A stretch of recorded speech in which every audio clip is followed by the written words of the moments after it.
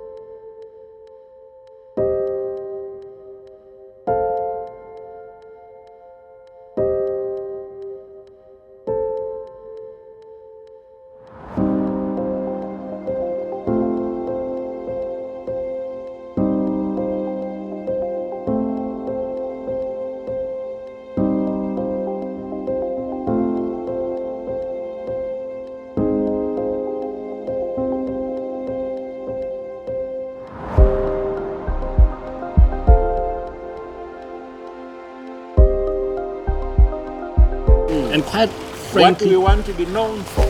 we don't know. Comparatively, Yes. in terms of the world, what do we want to be known for? Yes. The Japanese know what they want to be known for. Yes. The Chinese know what they want to be known Yeah. for. The Americans know what they want to be known for.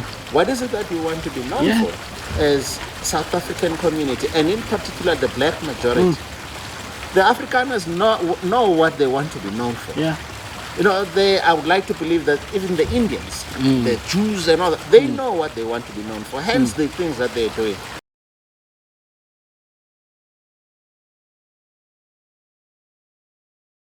But with us, there's a saying that I recently read where it says, the absence of deep purpose within a people leads to a point where people focus on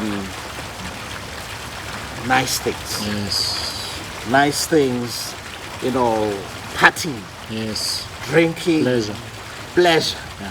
So in other words, the absence of deep purpose within a community, even within an individual, Yeah. leads that individual or that community to a pursuit of pleasure Yeah. instead of that deep purpose. Yeah. So I think from our side, we might be seen as if we're preaching, but that exists. What is our purpose as a black community? One of the things, there was a time where I grew up in rural areas. Yeah. We used to have community imbizos, Yes.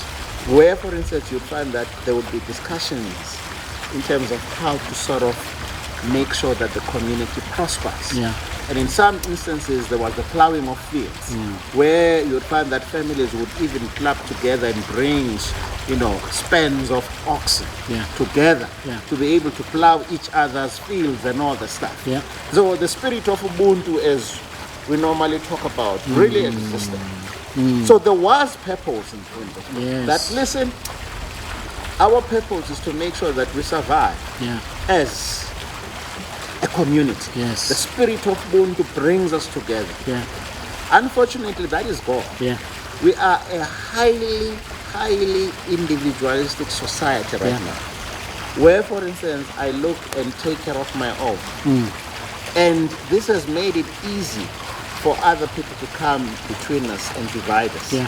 And use the very Ubuntu that we used to have in terms of clubbing together Yes. against us. Yes. Yeah. So, and again, I like that we're having this discussion on a day that is supposed to be celebrated, the June 16th, because it is quite relevant in terms of saying, where did we go wrong as a black community?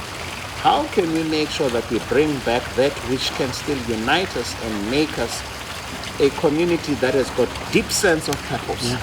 Because we don't have deep sense of purpose, Yeah. but we are really focused at pleasure. Yeah. And when I talk about pleasure, I'm talking both as males and females. Yes. You see that on social media. Yep. Look at social media. There is a huge focus on pleasure. There is little on social media that focuses on ensuring that we have a sense of purpose. Yeah. as individuals and also as a black community. Yeah. And I want people to maybe disagree with us and say, on social media, when you assess it now, do we see people that have got deep sense of purpose, or do we see people that have got a deep sense of pleasure? Yeah, I mean, you can see it across the board, even within religion.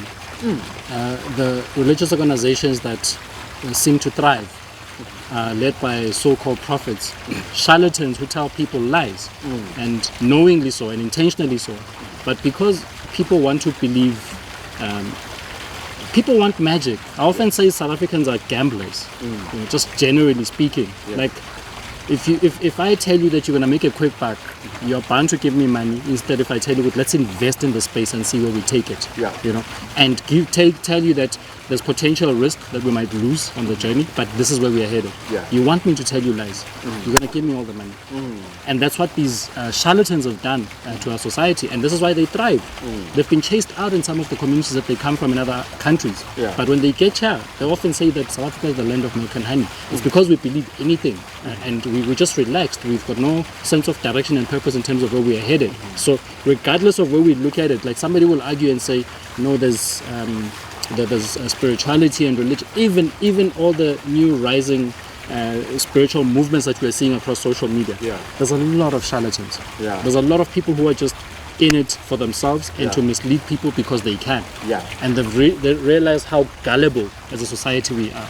And we are gullible because there's a sense of lack in terms of meaning of why we exist. You know, and I would like to argue that our next big mission should be economic emancipation. You know, we tried the political thing, we were hoodwinked. We can see that we're hoodwinked, and we seem to be in a state where we don't know what to do next. But the mission should be clear. Like, we don't have resources, we don't own the economy on our side, and we can see that how it's hurting us as a society. The rise of violence and crime and everything that comes with that is because a lot of black youth are not working. They're not working, they wake up every day, there's nothing else to do but to forget their miseries. So how do you forget? They take drugs. And therefore the underworld is far more empowered than formal structures of society, because politicians themselves tell people that this they're going to do. They make a lot of promises in terms of economic emancipation, but they don't actually have the will, or the willingness. That's not where their mission is at. Because political careers are very short. If you're, as a politician, if you decided to really go in and make a change, you would be cut short very quickly. So we must understand the playbook. If that's the playbook of politicians, then there's nothing much that's going to happen that's different there. But as civic leaders, as society, as community leaders, what can happen there's a lot more. Because you can walk along a journey with your community. It's far more sustainable if your community is behind you, because they can see, you know. And if you work together with other communities and say, this is what we are standing up for. And for us, especially as black people, we don't have the economic means right now. But we can change that. There's a few cherries here and there that we can take on and make sure that we start leveraging off that instead of trying to eat the whole pie. We can take one thing, focus on it, and see how far we but it needs people to have a sense of purpose. We need to have meaning. We need to eradicate greed from the system. We need to make sure that we vet the people that we are working with. We don't do enough. We just want to believe when people tell us the things that we want to hear. When they sound very sweet to our ears, we cancel all reasoning. We cancel all logic. We just say, this is the one who's going to lead us. You know, and that's what often leads us to proper destruction, because then after all the chaos happens, we left helpless, and then we want to blame and outsource our accountability to everybody else. But we must take that ownership and say, okay, as a community, how are we going to self-sustain? And there's many things that we can do at that level.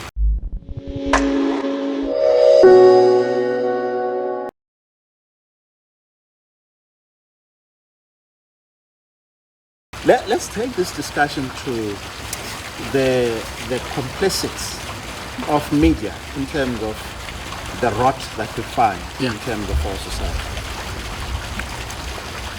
As a person that is also involved in the film industry, and I've done my assessment. You know, when you go to all these channels that exist within our society, we talk about TV channels specifically, we're going to come to social media later on. when you go to them and you want to propose programs or productions that seem to want to bring a sense of purpose to the society, you know what they say? Without faith, go to all the channels, and I'm giving people that are watching us this homework. They can Google, go through all these channels, the satellite company that we have. Go to the others that are not part of that satellite community. Go to the public broadcaster. Go to the others that we have. And look at the brief that you would find on their website in terms of productions that they look at and they would accept when you come with proposal. One of the things that they're going to talk to you about, they're going to say, if something that you're proposing does not have melodrama, they do not want it. Yes. And I asked this question from some of the content producers in some of these organizations. Why do you want melodrama? Why are you not looking for things that are going to build the society? They say no, it's because that's what the society wants to see. And I'm saying then, what is the responsibility of media then? Is media the responsibility to perpetuate the social challenges that we have, or is the responsibility of media also to educate and inform the society, not only the public broadcasting, to say that this is wrong, this is the direction that we're supposed to take. And I'm telling you, you read the briefs that you find. They say, we want melodrama. And they will tell you, no, we want melodrama because that's what viewers want. And I'm just saying that no wonder then we have such melodrama in terms of our society. Because what is happening is even media, formal media in terms of television stations, that's what they're feeding back to the society, melodrama. And the kids that are watching, because kids are influenced by what they see on their TVs and all the stuff, they believe that this is how life is supposed to be. So the question is, therefore, we are making sure that even generations that continue to exist beyond us are going to be melodramatic in terms of how they do things. Hence in other words, we're not looking at arresting the challenges that we have. Because even what we put in terms of our programs is something that says this is how we're supposed to live. Whereas that's not how we're supposed to live. For me, I believe, therefore, that media is colluding, therefore, with the current status that we have in terms of our society, where we find our society disintegrating because of what they are portraying and things that they are willing to put there. And some of them, they would even say, no, we are able to attract more adverts because there are a lot of people that are watching at that time. So that means that even corporate, therefore, is colluding to make sure that we remain in the state that we're in even right now as a society, because they're only willing to fund adverts that are going to be watched by people that are watching melodrama. Why are they not saying we will advertise in programs that are focused at engendering a sense of purpose in terms of the society? For people that have not done that, I want you to do your research, and you will then understand why, in terms of our TV screens, we have so much programs that are melodramatic. Absolutely. Because the content producers, and the channel heads of channels in terms of some of these media houses, that's what they're actually saying people want in terms of the society. And in turn, corporate is also supporting through adverts, because remember, they say we need to generate revenue. Corporates are supporting melodrama also. And I'm saying this is why I sometimes think that there is a deliberate intention to systematically destroy our society by all spheres in terms of our society. Media, corporate, politicians, there is that. Perhaps they might not even be aware sometimes that they are colluding in the destruction of our society. But the very nature of the things that they do make them people that are institutions that collude to the destruction of our society. No, they're definitely complicit in it. I mean, even if you look at first world countries, let's look at America. America is a falling empire, especially with the rise of China. But China's probably leading by now. And when you look at what makes America sick, is because like you said earlier, that without a sense of purpose, you find yourself just indulging in pleasure all the time. Americans indulge in pleasure. And when you look at their TV screens and everything that happens in their media, it's just destructive, it's self-destructive. And I think we've adopted that very same playbook. When you look at how China censors what happens within its own society, when you look at China's innovations and growth and rise as a superpower in the world, you just need to look at it for yourself and observe and be like, okay, if the state is not taking it playing its part in making sure that it regulates certain things, why do we find ourselves with so much adverts that are targeted at black people, centered around pleasure? And when it comes to other communities, even billboards, when you get into a township, a billboard, the first billboard you will see is an alcohol billboard. But in a more affluent society, it's you'll never find a billboard that promotes alcohol. Exactly. So media plays it's part of the playbook, and at the end of the day, it's owned by individuals, it's owned by corporations. So it's part of the machinery that is meant to drive that self-destruction that is happening. The unfortunate thing here is the recipients of it are black people. And for us to change that narrative, unless we are coming together and challenging these things and holding our own accountable, nothing different is going to happen. We're just going to continue going down, because it is a very powerful tool. We saw how it was used by Hitler back in the day as propaganda, and how that worked out for the world. So including the South African government, previous South African government. So why do we think it's going to work out differently here if we're not challenging it and if we're outsourcing our thinking to other people?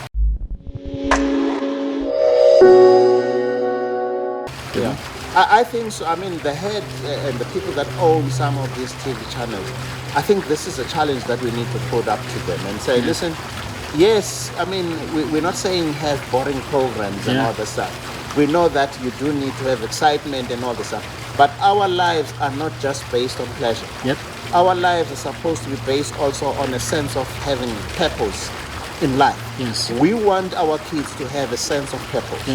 And the challenge is on you to make sure that you have a balance in terms of what you put out in terms of television screens, where you have programs that are meant to build and make sure that you have a sense of purpose. And let's stop the rot that is happening in terms of our society. And because we are a melodramatic society, that's what is happening. Even on social media, that's what you find. That's what trends. That's what trends. Melodramatic stuff is what trends. You put something that is constructive on social media, it doesn't get the number of hits and viewership that something, for instance, that is nonsensical. I mean, I look at some of the things that you see on social media, especially there's this young boy that normally comes and talks, and he's got a squeaky voice and all that stuff. And I'm saying, who listens to this nonsense? Who watches this nonsense? And he gets rewarded for it. And apparently he seems to be rewarded for that. And I'm saying to myself, is this the society that we want to live for our kids? Is this the society that we want to live for our grandkids? And I'm going to be biased as a man, and I'm going to ask myself and say, where are the men?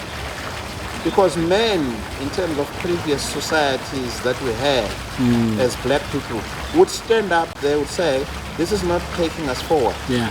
This is something that is going to destroy the society. We will not allow this to happen. What has happened to men? Why are men quiet? What are they focusing on? They're focusing on pleasure. We see them with popping up bottles of champagne, expensive bottles of champagne, and pouring expensive bottle of champagne on people, and all. They're focusing on that.